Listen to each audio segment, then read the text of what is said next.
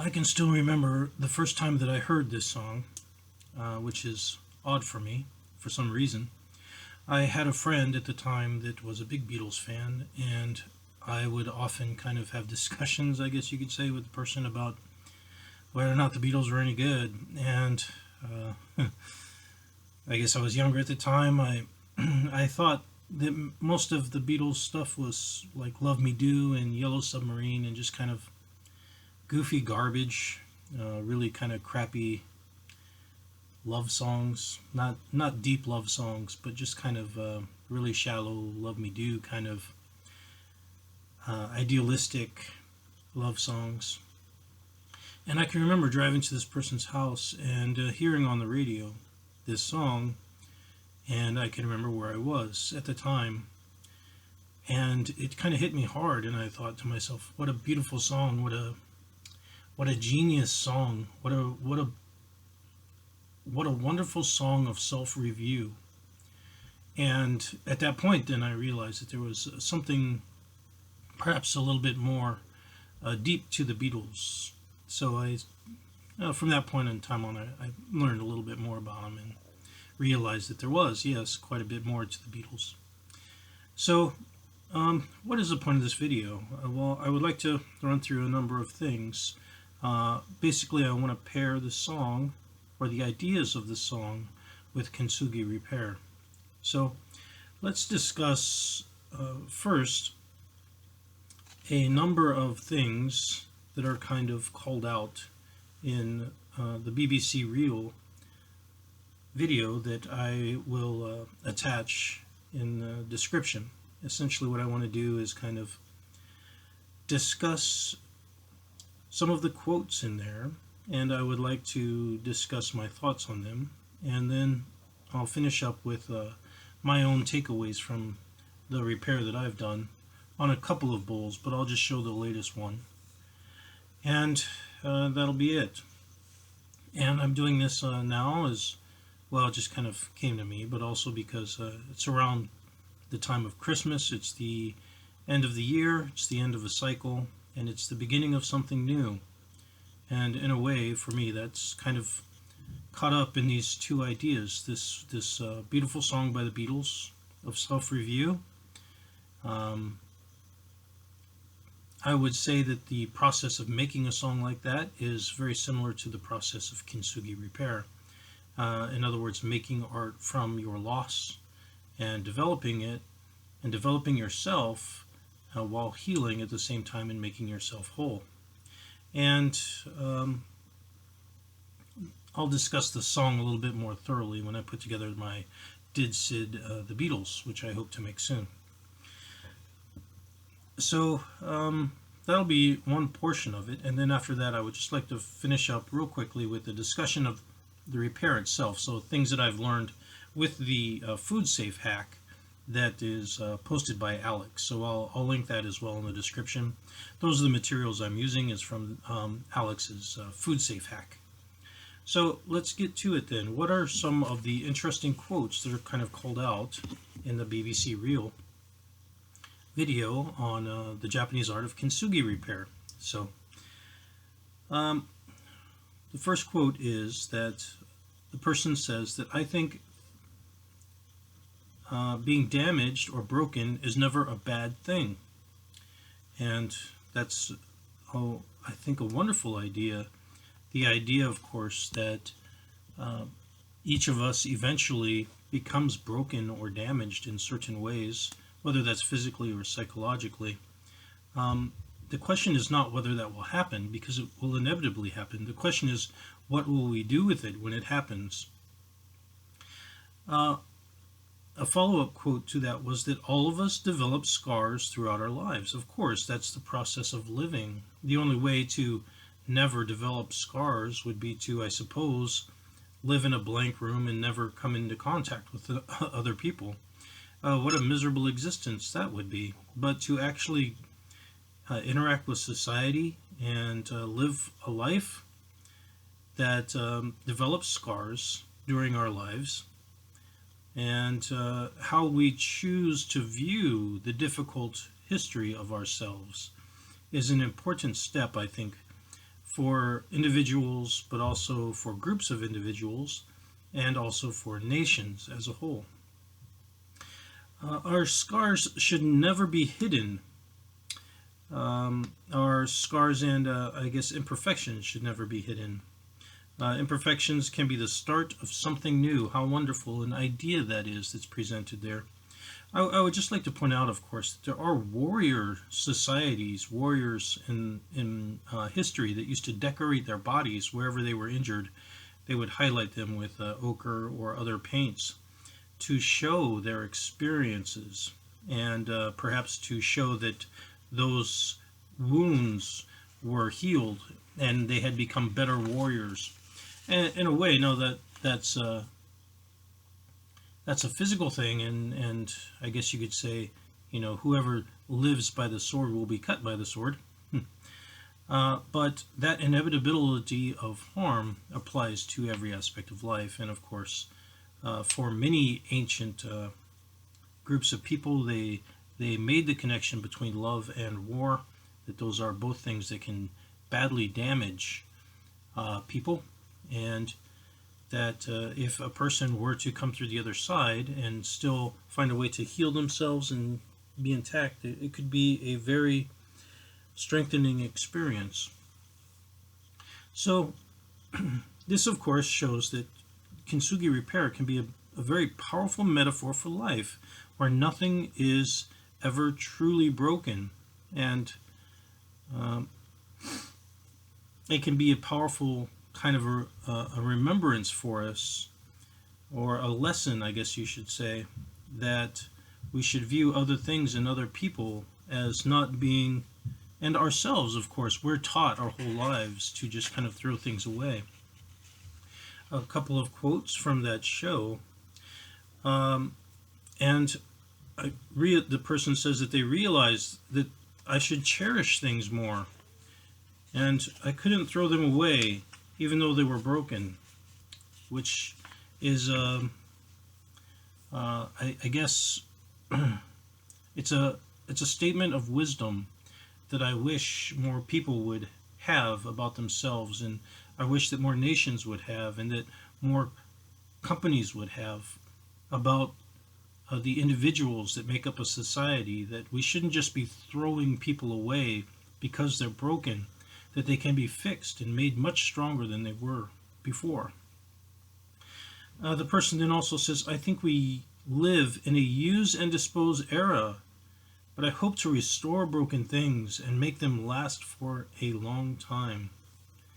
What a wonderful intent, and that I think a lot of people could be also practicing in their own lives, trying to heal one another and help one another. They also say that the process can help with restoring our own broken parts, physical and psychological. So while a person, very much like in our Peeling Sid series, or at least in episode 4, The Boy and the Lion, we discuss the psychological healing with creating art. There also is psychological healing being expressed by this individual in the healing of pottery. And that wonderful, I guess you could say, that internal process that occurs when we're undergoing the therapeutic value of healing things, other things, we also tend to make that connection on some level that I don't totally understand, but you can certainly feel it when you fix something or when you make something. It does make you feel like you're changing within yourself for the better. They also have a person that says that they think our broken parts can be mended, so we should never give up on life, and that the philosophy of wabi-sabi is set up to find beauty in imperfection. So we should embrace our own imperfections. They're part of our own history. They're what make us unique and special. And I think that's a wonderful concept. It's a wonderful thing to carry with us, that in spite of the negative or perceived negative occurrences of our life, or the undesirable occurrences of our life, that we can eventually decorate our histories with those stories and with those ideas and become much stronger and much more unique, much more individual. And without strong individuals, of course, it's very difficult to have a strong and psychologically healthy society. The last quote that I would like to call out from their documentary is that we should try not to hide from our past. We should embrace it, and we will be reborn, which is, of course, in my opinion, a wonderful idea for this time of year where the year is ending and the year is going to be reborn. Whether you choose to tie that to Christ or to older traditions is totally up to you. For me, the idea of rebirth in this time frame, though, is very logical. It's tied to the sun. So,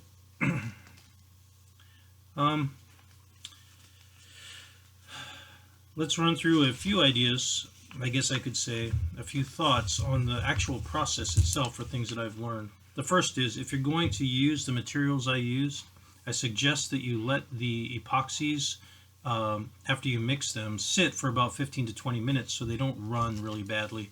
It'll start off being very liquid, very low viscosity, and it'll run and it'll get all over everything. So you really should let it sit for about 15 to 20 minutes before you use it.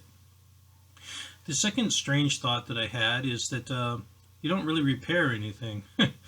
You just kind of put things back together and then you wait for them to heal themselves, which feels quite tied to this idea of Kintsugi, that there is an aspect of time that's necessary for these things to happen. And the last is that this last bowl that I did was a really difficult one. It had a few parts, and for me these parts perhaps could be used to symbolize different aspects of ourselves, but it was split right down the middle, and that clean split right down the middle was very difficult to fix. It was extremely weak, so I had to let it sit for like twice as long, which is I think an accurate kind of a way, and a roundabout way of dealing with the split that people feel sometimes when they've lost the other half. The break can be clean, but it's easier to heal these kind of jagged kind of breaks in this type of repair than it is to to fill and fix a break that's right down the middle and is a very clean break. Now, the last thing that I'd like to discuss is kind of the nature of looking at life, looking at your own life as an artist, and kind of trying to, and I'm not a professional artist, I should say, but I've been considering this for a while. So I had about 4 or 5 pieces, and I thought to myself, perhaps each of these represents an aspect of a person. So a person should perhaps be a warrior, or they should have physical activity of some kind, whether that's surfing or whatever, or perhaps jogging or gardening, a physical direct connection to the earth. Another part that people should have is some sort of a craft, something that makes things. It doesn't necessarily have to be art directly. It could be being a welder. That also would help complement the soul.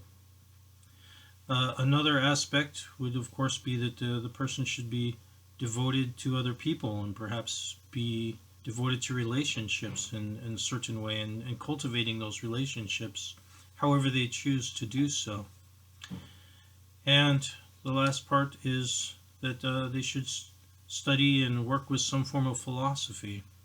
And when all of those pieces are pulled together, then we have kind of what I would consider to be the modern idea of what an artist is doing and what an artist is trying to do.